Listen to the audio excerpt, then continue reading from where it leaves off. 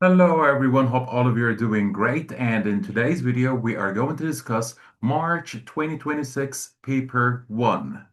The first question over here says to you, work out the value of 10 multiplied by n plus 1 all to the power 4 when n is 1. So all what you need to do is just to substitute. So it is 10 multiplied by 1 plus 1, which is going to give you 2 to the power of 4. What is 2 to the power of 4? Please do not make this silly mistake. Many of you guys make this mistake and they say it is equal to 8. No, 2 to the power of 4 is not 8. 2 to the power of 4 means 2 multiplied by 2, which is 4, multiplied by 2, which is 8, multiplied by 2, which is 16. So it is 10 times 16, giving you 160. The number of people in a room, is it qualitative or quantitative? Well, Mr. Number, then it is quantity. Comes from the word the quantity, how many. So the number of people is quantitative. The hair color, this is not a number, so it is qualitative. Here, they made a mistake, Eva made a mistake in each one of them. 6 to the power of 0. Mister, anything in the world to the power of 0 is one whole. 15 to the power of 2 multiplied by 15 to the power of 7 is 15 to the power of, we add the powers, Mr. Ahmed. So it is 15 to the power of 9. 27 to the power of 12 divided by 27 to the power of 3 is going to give you 27 to the power of 9. So it is going to be 12 minus 3, which is 9. 27 to the power of 9. A square has a parameter of 8 centimeters. The square is enlarged so that the image has a parameter of 88 centimeters. Find the scale factor of the enlargement. Mister, here they're saying to you that the parameter was 8. So the new parameter is going to be 88. Mister, we know if you wanted a new parameter, you get the old parameter, then you multiply by scale factor. So here, the new is 88. So the old is 8 multiplied by scale factor. What is the scale factor? We have no idea. Oh no, now we should have an idea. 8 multiplied by what is 88? It is scale factor 11. So old parameter multiplied by scale factor will give you the new parameter. Here is a question about the bearing. So I need to open my application, Clever Maths, and take this as a screenshot over here. Copy. Here we go. Still not taken. Let's do it. All right. So they're saying to a bench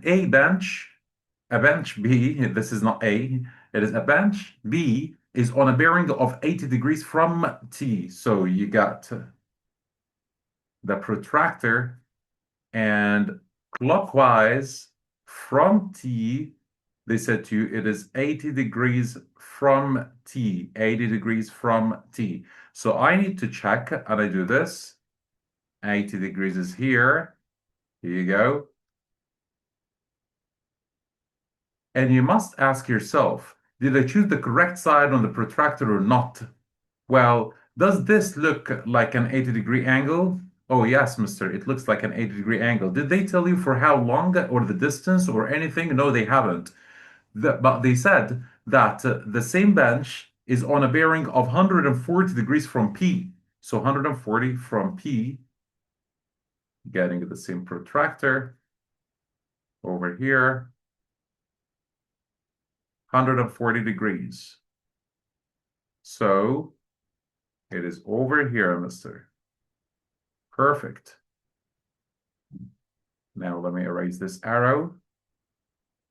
You connect.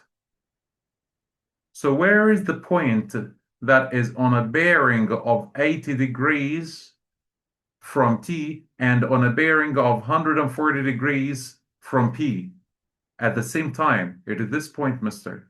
So mark it saying B. That's it. Next. Here, this one says to you, 2.5, we must start with the brackets, definitely. Starting with the brackets, 2.5 plus 1.5. Think about it this way. You don't need actually to do, oh, I'm gonna convert this one into a decimal and then I add them up, or convert this one into a mixed number. Why? Why would you do that? Imagine it as a real life situation. You got 2.5 pizzas and then 1.5 pizza. How many do you have? Four. So it is 4 squared plus 2 cubed. Do I need the brackets? No, so the square is only on top of the 4. So I don't need the brackets for that. So it's going to be 8 plus 16, which is going to give you 24. That's it. Here are the marks scored by two boys in their last 6 science exam papers. You cannot use the what for each boy. You're going to find that it is the mode that you cannot use. Actually, we can use the mean, add them all up, and divide them by 6. You can use the median. You arrange them from least to smallest, and you find the value that is in the middle. But the mode, there is nothing that is repeated actually for any of them. Pierre doesn't have anything that is repeated. Yuri doesn't have any percentages that is repeated, so you cannot use the mode because it does not exist. This is the same as 15 to the power of -8. When you flip the fraction, the sign of the index changes. A is the 0.00, C is the 0.124. ABC is a straight line. So you got a straight line. Let's imagine it that looks this way. A, and you got C. They said A is 0, and C is 12, 4. What is B? B is the point x1. Okay, mister, I do not know what x is, and they want to know what x is. It is a straight line. If you noticed over here, the 1 shows what? Mister, from 0 to 4, that means that it's divided by 4. The 1, what happened to it? Mister, I divided the 4 by 4 to get the 1. Then what is going to happen over here for the x? You divide the 12 also by 4. You're going to get 3. So if you notice, to dividing the line into 4 equal parts, this is going to be 3, 1. Then add 3 to the x, add 1 to the y every time. This is going to be 6, 2.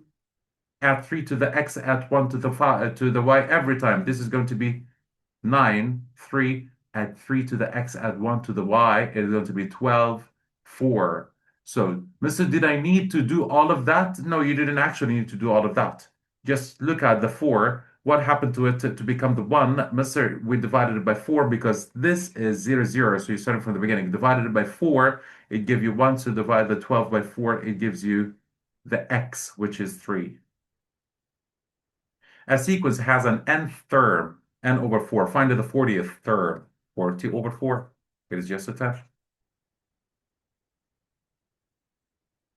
Sophia rolls a fair dice. She then spins a fair spinner with sides labeled 1 to 7. She records if her results are odd or even. She starts to draw this tree diagram. So the dice, when it's odd, it's half. When it's even, also half. The probability of getting an even number is half. All right, but on the spinner, they told you that the probability of getting an odd number, it is 4 over 7. So definitely the probability of getting an even number is the rest, 3 over 7. Odd, repeat it, 4 over 7. Even, repeat it, is 3 over 7. That's it. 2 marks. Congratulations. A different spinner has a probability of 2 over 5 of landing on a red section. So 2/5 of landing on a red section. The spinner is spun 1,500 times. Work out the number of times that this spinner is expected to land on a red section. So it is 1,500 times the probability of red, which is 2/5, gives you, divided by 5 is 1, divided by 5 is 300. So it's going to give you 600 times. 600 times. It is expected to land on red 600 times. Be careful with the question because it might have asked you, is expected to land on a different section. So that in that case, you would have needed to multiply this by 3 over 5, which is the rest of 2 over 5. But here they wanted only the red section, which is 2 over 5. A different section would have been 3 over 5. Tick to show if each of these combinations of transformations results in a final image that is congruent or not congruent. What is the meaning of congruent, Mr. Ahmed? Congruent means equal in length and size. Reflection in the line x equals 2, followed by a translation of negative 3, 2. Students get carried away with the line of reflection and with the translation, the column vector, and they keep thinking about it. Come on, for God's sake. Does reflection change the size of the shape? Nope, it doesn't. Does translation change the size? No, it just moves it, mister. So none of them changes the size of the shape. It's definitely going to be congruent to the original shape. Rotation, then reflection, none of them changes the size. Then definitely it stays the same size. The only transformation that changes the size is enlargement. Calculate 4 over 7 divided by 3 times 2 is 6, 6 plus, so I'm converting it into an improper fraction. 3 times 2 is 6, 6 plus 2 is 8. So it's going to be 8 over 3. Keep, change, flip. So it's going to give you exactly 12. But Mr. Can I simplify first? Definitely you can. Divided by 4 is 1. Divided by 4 is going to be 2. So it's going to be 1 times 3 is 3 over 7 times 2 is 14. 3 over 14. Just imagine that a very simple, easy question like this one is worth 3 marks. Congratulations once more. Let's continue. Here, a fraction f lies in this interval. It is in between. Write a possible value of f. Mister, it could be 27 over 54, something in between, or 27 over 55, or 1 over 2, because this is half. So any of them, 27 over 54, or half, or 27 over 55. The cross-section of the prism is a regular hexagon. Regular hexagon. Write the number of planes of symmetry. Mister, I know that the hexagon has 6 sides, so I know that the planes of symmetry is the same as the number of sides of the cross-section plus 1. So it is 6 plus 1. So 7 planes of symmetry. The cross-section of the prism has an area of 50 centimeters square, and the volume of the whole prism is 250 centimeters cubed. Find the height. Mr. I know that volume equals area of cross-section multiplied by height. I have the volume. It is 250 centimeters cubed equals area of the cross-section, which is 50, times the height. Can I get the height? Yeah, very simple, Mr. and easy. Send this to the other side, division. So h is going to give you 250 over 50. Bye-bye to the zeros. 25 divided by 5 is just 5. This is the height.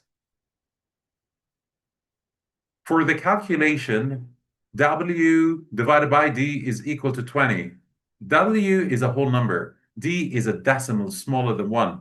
Oh, mister, you should know that if you have 2 as a whole number, as they requested, divided by 0.1, we learned this, mister, that it is the same as multiplying by 10. Dividing by 10th is the same as multiplying by 10. So it's 2 times 10 is equal to 20. So, mister, the W is 2, that D is 0.1. Are these the only options? No, there are other options. You could have said that the W is 4 and the D is going to be 0.1 second. If you say 0.2, yes. So 4 divided by 0.2, as if you're saying 4 divided by 2 tenths, which is 4 times 10 over 2, 40 over 2, which is 20, right? So 4 and this is or 0.2, would also work. Another option, mister, 5 divided by quarter, right? Because I know that it's the same as keep, change, flip. 5 multiplied by quarter is 1 over 4. So as if you're saying 4 over 1 times 4 over 1, which is also 20. So it could have been also 5 in the W and a quarter in the D. Any of them. You don't need to write all of them. Solving this inequality, we agreed that you take the small to the big. So 5x minus 2x is greater than or equal to 8 minus 2. So 3x is greater than or equal to 6. So the x is greater than or equal to 2. That's it. You write this here. Question 10. The diagram shows a parallelogram on a grid. Here you go. The parallelogram is translated by 3, -1. So here, 3 means the 3 right. It is as if it's the movement on the x-axis, and this is the movement on the y-axis. So here you're moving it 3 right, 1, 2, 3 right, but 1 down, so it becomes here. Then the other side as well, which is here. Then this one, which is going to be here, and the other one, which is going to be here. So this is the translation. 3 left, 1, 2, 3, 1 down. Okay, good. Then here the thing, you draw a ring around each of the coordinates that are vertices of the parallelogram after this translation. So which of them are here in these coordinates? So look at that. 6, 2, 6, 2 is one of them. Yes, 6, 2 is one of them. 3, 7, is it one of them? No, 3, there is nothing on the 3. 9, 5, 9, no, there is nothing about 9, 5. 9, 3, so 9, 3, yes, is here. And 4, 6, 4, no, nothing is on top of the 4. So it is only these two, 6, 2 and 9, 3. Well, to solve the simultaneous equation, you should ask yourself first, are there any coefficients that are ready for elimination, or I need to do some sort of multiplication to make the coefficients the same of a specific variable? No, mister. The y is ready for elimination. So are you going to add or subtract the two equations? So we agreed the y is ready for elimination, right? So do you need to do -3 plus 3 to get rid of them? -3y plus 3y. Is it ready if you add them? Or it is -3y minus 3y that will help you eliminate? No, mister, definitely addition will help me eliminate in this case. They have different signs, so addition will work. Let's do it. X plus -2x is -x. Bye-bye to the y's equals -17 plus 19, +2. So x is what, mister? -2. -x is 2, so x is the opposite sign. X is -2. All right, did I finish? No, you haven't finished yet. We need to find out the y. Get any of the two inequalities and start the substituting for x equals -2. So I'm going to take the second one, which says -2x plus 3y equals 19. So -2 times -2 is +4, plus 3y equals 19. So send the 4 to the other side as -4 equals 15. So dividing by 3, y equals just 5. Draw a ring around the value that is closest to cubic root of 60. Well, mister, I know that cubic root of 60 is between two other complete cube roots. What's are they? If you notice, you're going to find that it is cube root of 27, which is equal to 3, and cube root of 64, which is equal to 4. This is 4, this is 3, so it is closer to what? Definitely not closer to cubic root of 27. It is very close to cubic root of 64, which is just 4. The nth term of sequence B. Mister, here we added, I need first to ask myself, is it linear or quadratic? Here I added 3, then I added 5, then I added 7, then I added 9, and so on. It's quadratic, mister, so n squared plus, Oh, here, n squared, I'm going to substitute n with 1 to test the first term. So 1 squared is 1. How many more do you need to reach the first term? I need 3 more. So n squared plus 3. And if you try it right now, it will work. 1 squared is 1 plus 3 is 4. 2 squared is 4 plus 3 is 7. It worked. This is the same as dividing it by 1,000 divided by 10 to the power of 3. So moving the decimal point 3 digits to the left, so 0.0405. This is going to be the answer. Well, we agreed that you need to divide 360 by one interior. If the answer is a whole number, then it tessellates. Or you should ask yourself, is 60 a factor of 360? Yes, then it tessellates. Is 108 a factor of 360? How can I know? We agreed. Divide 360 by one interior. So dividing it by 108, oh, mister, that's never going to give me a whole number. I know this because I know that if you multiply this by 3, it's going to give you 324. By 4, that's going to reach 400 and something. So no, it's going to give me a decimal for sure. So decimal, then it doesn't tessellate. C, dividing 360 by 120 is going to give you 3 exactly. No decimal, so it tessellates. This is a hexagon. Expanding, first by first is x squared. First by second is negative 3x. Second by first is positive 10x. Second by second is negative 30. So collecting like terms is x squared plus 7x minus 30. Make m the subject. What are the last things that happened to m? M got squared, mister. Then we minus y. So send the negative y to the other side plus y. So m squared equals a squared plus y. Then send the square to the other side as square root. So m equals the square root of a squared plus y. Over here, they told you that this is a kite and this is a triangle. They told you this. I'm not assuming that this is a kite. This is a kite and the other shape is a triangle. And it's actually a right angled triangle. Look at this. It's 90 degrees. Well, Mr. I should know that these two are angles on a straight line. This is 130, then this is 50 degrees. 50 and 90 is 140. Then this is 40 degrees. The third angle of the triangle. Add them up, then divide by 100, then minus from 180 will give you 40. Just doing these two will give you at least a mark or two. Oh, wow, 4 marks. So doing these two will lead to gaining 2 marks at least. So what is next? Finding that the x is, look at this. This is parallel with that. So 40, and this one is also 40 degrees. How do you know, Mr.? Alternate angles, 40 and 40 degrees. Good. Now I can find what? Now you can find y. How can I find y, Mr.? You can find y because this is a kite.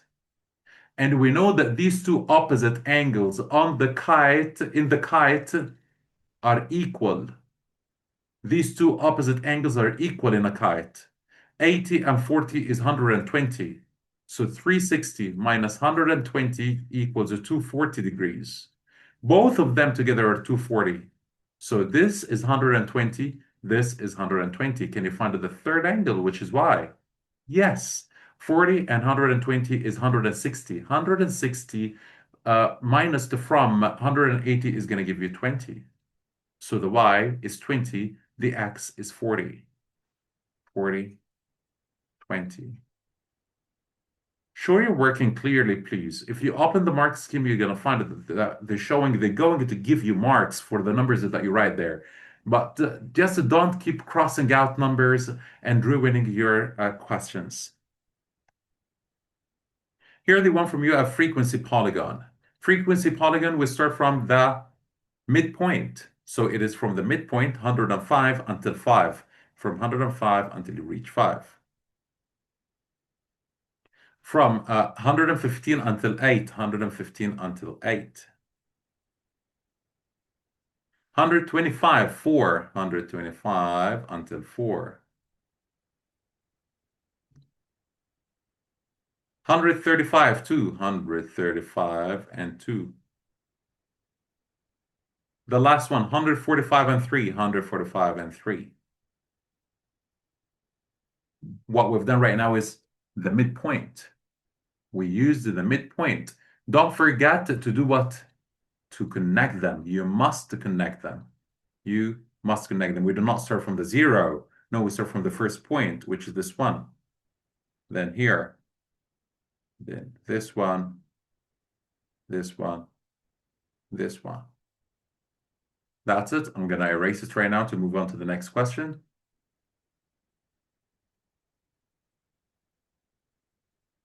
The next question, they want you to write an equation of the line, of this line, using y equals mx plus c. So, Mr. Y equals m is the gradient. I know, Mr., that the gradient, definitely, the first question that I ask myself about the gradient, is it negative or positive? From left to right, it is going down, so it is definitely negative gradient. And rise over run, rise is 1. I choose first the two stable points. Any two stable points will give you the same. 1 over, this is 2, so 1 over 2. So it is negative half x. This is the gradient. Mister, I chose other two stable points. I chose this one and this one. Fine. No, Mister, I chose this and this. Also fine. The farther, the harder, but it doesn't actually matter. If you go up, I got 2 over 4. Rise over run, 2 over 4, which is also half, but it's negative half because the line is decreasing. So negative half x, done, mister. What about the y-intercept? The y-intercept, which is c, is where the line crosses the y-axis. It crosses the y-axis at 5. So it is plus 5. Negative half x plus 5. Oh, mister, this question was a little bit tricky. We couldn't actually answer it easily, and we spent a lot of time. You know, you shouldn't actually spend a lot of time doing this if you notice that this is just a sequence. And they're giving you the positions of the terms. Here are the terms of the sequence. These are the positions. So if you thought about it this way, that I've got here the first term is 5, the second term is 7, the third unknown, fourth unknown, fifth, sixth, the seventh is 17. Oh, mister, what is happening every time? Look at that. If you move from the 7 until the 17, 10. But the 10 is divided into how many movements? 1, 2, 3, 4, 5 movements. So every time we're adding a 2. 9, 11, 13, 15, 17. So, okay, this is how the sequence works. Yes, exactly. So let's start by finding the nth term of this sequence. The nth term of this sequence, I'm adding a 2 every time, so it is 2n. Term 0, go back one step, so it is plus 3. So it is 2n plus 3. This is the nth term of the sequence. Now to find the 10th term, 2 multiplied by 10 is 20 plus 3 is 23. Oh, mister, I have 203. So 2n plus 3, which is over here, equals 203. Can you solve the equation? 2n equals 200. So n equals 100. So this is 100. You multiply by 2. If you want to double check, you multiply by 2 is 200 plus 3 is 203. That's it. Thank you so much, everyone, and see you in another video.